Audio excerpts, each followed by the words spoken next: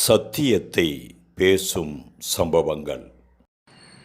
நம்ம கையில் இருக்கிற வேத புஸ்தகத்தில் இப்படி ஒரு வசனம் இருக்குது. நீதிமான் மரணத்தின் மேலே நம்பிக்கையாக இருப்பானா.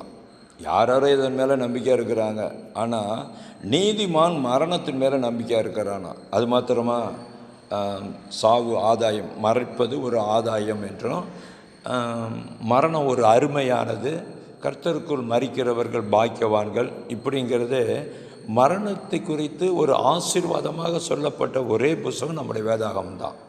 ஏன் அப்படி மரணம் ஒரு ஆசீர்வாதமாக இருக்கும் பொழுது கர்த்தர் கூப்பிடுகிற நாளில் போகாமல் இன்னும் நாளை கூட்டி கூடுன்னு நம்ம ஜெபம் பண்ணிக்கிட்டே படுத்து கிடந்தோம்னா, நம்முடைய வாழ்நாட்களை கூட்டி அவர்கிட்ட கேட்டுக்கிட்ட இருந்தோம்னா, அவரும் ஒரு வேளை நம்முடைய ஜெபத்தை கேட்டு கூட்டி கொடுத்தா எப்படிப்பட்ட மோசமான நிலை வருங்கிறதான் இந்த வேத பகுதியில் பார்க்குறோம். கர்த்தரிடத்துலேருந்து கடைசியாக அவன் கோபத்தை வாங்கி கட்டிக்கிட்டான், சாபத்தை வாங்கி கட்டிக்கிட்டான். அது மாத்திரமில்லை, இதுக்கு இடையில பிறந்தது தான் பெரிய பிரச்சனையாக இருக்குது. அதை தான் நம்ம அங்கே பார்க்குறோம். அப்போது படுக்கையில் நம்ம இருக்கும்போது எல்லாரும் ஜெபிக்கிறோன்னு இன்னும் ஆயுசை கூட்டி கொடு, இன்னும் ஆயுசை கூட்டி கொடு தான் நம்ம ஜெபிக்கிறோம்.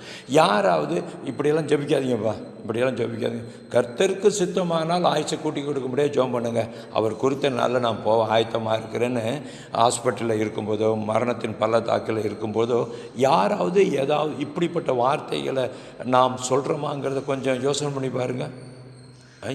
கொஞ்சம் யோசனை பண்ணி பாருங்கள். ஆனால் வேதத்தில் அப்படி இல்லை. பழைய ஏற்பாடு எடுத்துக்கிட்டாலும் புதிய ஏற்பாட்டை எடுத்துக்கிட்டாலும் சரி, தேவ மனுஷர்கள் பரிசுத்தவான்கள் மரணத்தினுடைய நாட்களை அவங்க எண்ணுகிறவங்களாக, மரணத்தை குறித்து பயப்படாதவங்களாக அவங்க சொல்கிறாங்க. கூடாரத்தை விட்டு கடந்து போகிற நாளெல்லாம் வந்துட்டுன்னு அவங்க தெளிவாக சொல்கிறாங்க. அந்த மரணத்தினுடைய நாட்கள் நம்ம கர்த்தராக இயேசு கிறிஸ்து கூட சொன்னார், இன்றைக்கி நாளைக்கு மறுநாள் நான் இருப்பேன், அதுக்கும் பிற்பாடு நான் மரிக்க வேண்டியதுன்னு சொல்கிறாரு. இப்போது ரட்சிக்கப்பட்டதனுடைய ஒரு உன்னத அனுபவமே என்ன தெரியுமாங்க? மரண பயம் இருக்கக்கூடாது. மரண பயம் இருந்தாலே நாம் இன்னும் ரட்சிக்கப்படலைங்கிறது தான் அர்த்தம். மரண பயத்தை நீக்க தானே அவர் வந்தார். நம்முடைய மரணத்தை முறியடிக்க அவர் மரணத்தை சுவைத்தார். மரணத்தின் கூட அவர் கடந்து போய் மரணத்தை ஜெயித்தார். அவர் மரித்ததினால நாம் மரிப்பதில்லை. மரணம் இந்த பூமிக்கு ஒரு முடிவாக தோன்றலாம், ஆனால் நித்தியத்தில் அதுதான நுழைவு வாயில். மரணம் ஒரு பெரிய மோசமான அனுபவம் இல்லை. மரணம் நித்தியத்துக்குள் கடத்துகிற அல்லது நித்தியத்துக்குள் நடந்து போகிற ஒரு பாலம் தானே.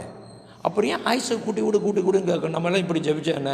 கர்த்தாவே, நீங்கள் குறித்த நாளில் நான் வரும்படியான கிருபை தாருன்னு ஏன் ஒவ்வொரு நாளும் ஜெபிக்கக்கூடாது? நீ குறித்த நாள் வரைக்கும் நான் சுகத்தோடும் பலத்தோடும் பரிசுத்தமாக இருக்கலான்னு ஏன் ஜெபிக்கக்கூடாது? நீட்டி கொடுங்கன்ட்டு கடைசியில் இப்படிப்பட்ட பிரச்சனையில் மாட்டிக்கிட்டு இப்போ தேவையில்லாத சந்ததி பெற்று எடுத்துக்கிட்டு அவன் தேவையில்லாமல் பிரச்சனை உண்டாக்கி இஸ்ரவேலுக்கு தலைவலியாக மாறுகிறத காட்டிலும் கர்த்தர் குறித்த நேரத்திற்காக ஜெபித்து, ஆண்டவரே, நீர் எனக்கு இந்த பூமியில் வைத்திருக்கிற நாள் வரைக்கும் பரிசுத்தத்தோடும் உத்தமத்தோடும் உண்மையோடும் ஆசீர்வாதங்களோடும் இருக்க எனக்கு கிருபை தாங்கன்னு சொல்லலாமே. அப்படி ஜெபிப்போமா? அப்படி ஜெபிக்க முடியுமா? கொஞ்சம் யோசனை பண்ணி பாருங்கள். ஒவ்வொரு நாளும் அப்படி ஜெபிக்க முடியுமான்னு பாருங்கள். அப்படி நம்ம ஜெபிச்சிட்டோம்னா உள்ளபடியே நாம் தான் ட்ரூ கிறிஸ்டியன். உண்மையான கிறிஸ்தவன் இவன் தான். சரியா?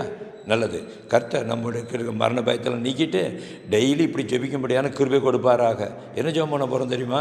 கர்த்தாவே, இந்த பூமியில் நான் எவ்வளவு நாள் இருக்குன்னு நியமித்திருக்கிறீங்களோ அது முன்னையும் போக வேண்டாம், பின்னையும் போக வேண்டாம், அந்த நாளில் நான் உம்மை சந்திக்கத்தக்கதாக என்னை தகுதிப்படுத்துங்க, என்னை பரிசுத்தப்படுத்துங்க, அநேகருக்கு என்னை ஆசீர்வாதமாக வைங்க ஆண்டவர்னு இரக்கத்துக்கு கெஞ்சுவோம். மரண பயத்திலிருந்து வெளியே வருவோம். எக்ஸ்டெண்ட் பண்ணியெல்லாம் கேட்க வேண்டாம்.